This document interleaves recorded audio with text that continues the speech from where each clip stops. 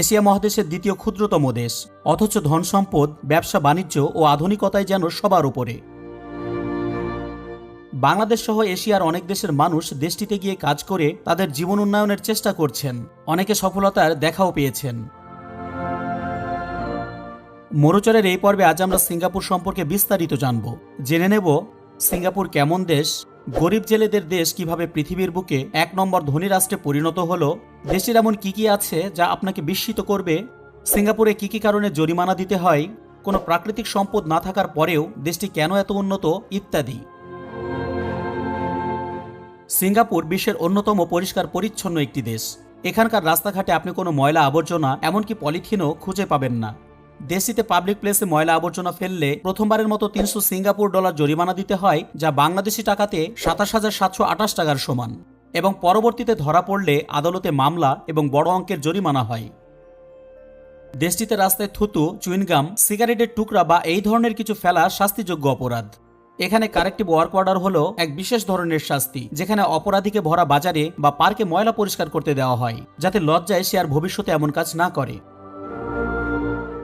সিঙ্গাপুরে চুইনগাম আমদানি ও বিক্রি করা একেবারে নিষিদ্ধ, কারণ এটি রাস্তাঘাট নোংরা করে। সিঙ্গাপুরে বিভিন্ন কারণে প্রায়শই জরিমানা দিতে হয়, তাই তো দেশটিকে অনেক ক্ষেত্রেই ফাইন সিটি বা জরিমানার শহর বলে ডাকা হয়। যে সকল কাজের জন্য আপনাকে জরিমানা দিতে হতে পারে, এমনকি মামলায় পড়তে হতে পারে, এমন কিছু কাজ হলো জেব্রা ক্রসিং ব্যবহার না করা, পাবলিক টয়লেট ব্যবহার করে ফ্লাশ না করা, অবৈধ পার্কিং, গতিসীমা লঙ্ঘন, মাদকদ্রব্য সেবন, পাবলিক জায়গাতে নগ্ন হয়ে হাঁটা, পশুদের খোলা জায়গায় ছেড়ে দেওয়া ইত্যাদি।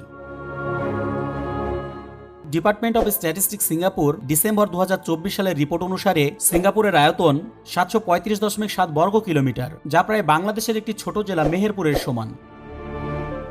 ওয়ার্ল্ড ওমিটারের এপ্রিল 2025 সালের তথ্য মতে দেশের মোট জনসংখ্যা 58,63,863 জন, যেখানে দেশের সমান আয়তনের জেলা মেহেরপুরে বাস করে 7,05,356 জন মানুষ।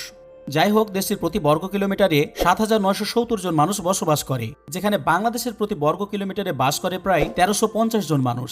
অর্থাৎ এটা স্পষ্ট যে দেশের জমির তুলনায় মানুষ অনেক বেশি। দেশটি মোটামুটি বেশ ছোট, তাই তো মাত্র 5 ঘন্টাতেই দেশটি ঘুরে দেখা যায়। সিঙ্গাপুর উত্তর থেকে দক্ষিণে মাত্র 27 কিলোমিটার এবং পূর্ব থেকে পশ্চিমে মাত্র 50 কিলোমিটার। সিঙ্গাপুরে আমাদের দেশের মতো গ্রাম নেই। গ্রাম বলতে আমরা যেমনটি মাটির রাস্তা, কাঁচা পাকা বাড়ি, গরু ছাগল পালন, কৃষি ও কৃষক, ছোটখাটো বাজার ইত্যাদিকে বুঝে থাকি, তেমন কোনো গ্রাম এই দেশটিতে আর অবশিষ্ট নেই।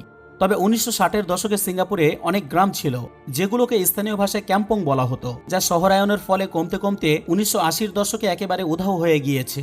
এখন এটি একটি সম্পূর্ণ নগরায়িত দ্বীপ রাষ্ট্র, অর্থাৎ পুরো দেশটিই শহর, তাই এখানকার প্রায় 100% মানুষই শহরে বসবাস করে।